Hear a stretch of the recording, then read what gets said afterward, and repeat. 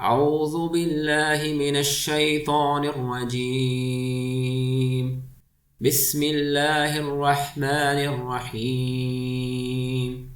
واتل عليهم نبأ ابني آدم بالحق إذ قربا قربانا فتقبل من أحدهما ولم يتقبل من الآخر قال لأقتلنك قال إنما يتقبل الله من المتقين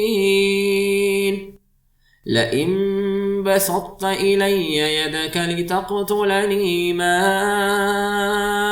أنا بباسط يدي إليك لأقتلك إني أخاف الله رب العالمين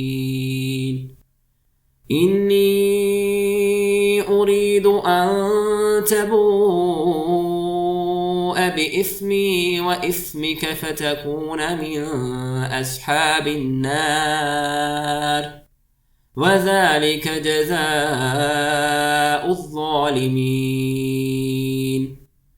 فتوعت له نفسه قتل أخيه فقتله فأصبح من الخاسرين.